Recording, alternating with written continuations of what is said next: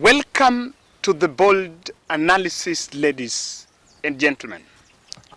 There is an interview that was held just in Kameme FM, Kameme TV, and the guest of that interview was Mwangi Kiunjuri, a member of parliament from Laikipia. I think that's Laikipia East.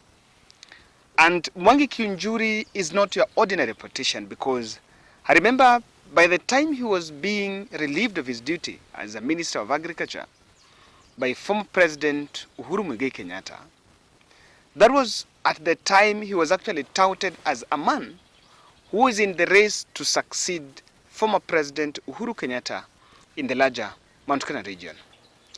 And I'm just asking, who is going to listen to his voice? This is what Mwangi Kiunjuri said in that interview. And he is getting worried. And he's worried because he's saying, when Raila Odinga and the team are actually talking about the mass action and the things they're pushing government, especially on the cost of living, the central members of parliament are actually being used as the attack dog. And he's just wondering, and he was asking the audience, Western Kenya, there are quite a number of members of parliament from Western Kenya, both supporting UDA and Musalia Mudavadi. The Western Kenya MPs are very quiet. And even Musalia Mudavadi is equally quiet on some of these issues. The Rift Valley region, which is the region where President William Ruto comes from, there are two politicians talking there. That is the Kericho Senator Aaron Cheriot and his Nandi counterpart Samson Cherargei. So largely, even in the Rift Valley, there is some quietness. Those who talk about the political developments in the country are purely politicians from the Mount Kenya.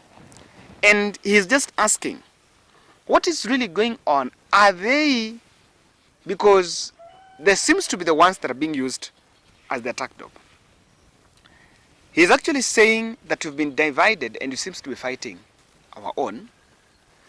And this being a point, is saying that maybe what Raila is talking about, you have to look at it this way, that what Raila is talking about does not cut the tribal line. When you're talking about the cost of living, it doesn't matter where you come from. If the price of goods are high, all of us are going to buy it at that high price. But Mwangi Kiunjuri is saying that the Mount Kenya is technically being used to defend the government of the day amidst the ravaging challenges. And I want to say it nevertheless, that clearly they are slowly falling into that trap. And it can reach a point when you can no longer defend the government. When it reaches that point, he is saying that if technically, what he's indirectly saying, that technically if William Ruto is to fail, then the gamer should forget about getting any seat, presidency, or even the deputy president, even after Ruto's reign, even though he was attributing to the fact that Ruto can run for 10 years.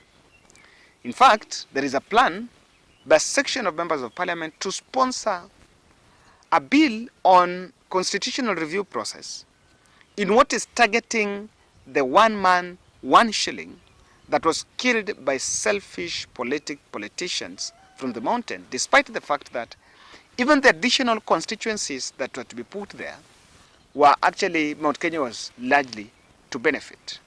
But that did not it did not get the order of the day, and it was treated as a political, as constitutional review process that was targeting some few individuals to get jobs. So he's actually saying that he's asking that why is the mountain falling into that trap? He said Gema should not forget. I want to look at it this way because I want us to draw political interpretation into this political development, because that to me is technically important that he's talking from somewhere. It is true that what has been going on is just a continuous process and a continuous narrative of attacking former President Uhuru Kenyatta. Probably those attackers believe that through that they can get their kingpinship. But there is something that this political statement from Mwangi Kiunjuri is coming from. Because number one, you don't expect, there is those voices of disconformity, that those also feel like it's, should not conform. Those also feel like we can conform. So at the end of the day, we are going to see how this is technically going to play out. Now, one thing, I think Mwangi Kiunjuri is clearly checkmating Rigathi Gachagua. Rigathi Gachagua is the lead choir master. The people is the leader of politicians that their only sole responsibility is to praise President William Ruto in the people of Mountain and planning the way they were planning some homecoming for William Samoei Ruto in the region. That is one of his principal roles. And from what I see, Mwangi Kiunjuri is simply trying to test what exactly can this play out. What will be his position? And I think this is going to put him in a very tight corner, because there's a balance between defending the presidency or the government of William Ruto that they believe they put on power, and number two, talking about the interest of the people of Gema. Now, I see clearly that there is a deliberate effort to establish a political sphere of influence away from away from President William Ruto. The politicians around Ruto are just learning the ropes from him, and everyone seems to follow his way of doing it. But from this development, probably Mwangi Kiunjuri has realized that the country might actually be ripe for a constitutional review. With the constitution we have was actually promulgated in 2010. So 2023, that will be 13 years. It's not, and that was our first constitution. I don't think even the framers said that it is a progressive constitution. It's supposed to be progressive. It's not a rope on our neck that we cannot change. So this is, and Mwangi Kiunjuri have realized that a constitutional review process would actually be a vote mobilization mechanism. It will be a mechanism of vote mobilization that can actually turn political tides. So this will create some sort of new aligning as the political team, as the politicians get towards 2027. Now, Mount Kenya consciousness, I've always said it was suspended in the last general election. What the people needed to know, to do, to listen to what Uhuru was saying, or rather away from the hustler story, was just the consciousness. The hustler nation, or rather the hustler narrative that was technically coined for that region, was made with an intention clearly to make sure that they just suspend consciousness and to woo the voters in some specific direction. So from what I'm seeing, I think that consciousness is coming back. We've gotten out of the political environment where we all reason politically. Now it is time to reason about the real issues and the real things. And I am meant to believe that that consciousness is back. Now, Ruto could simply be playing the division card. And many will tell you that that division, who stands to benefit? Before they know, actually the over-relevance of Mount Kenya in William Ruto's presidency will depreciate.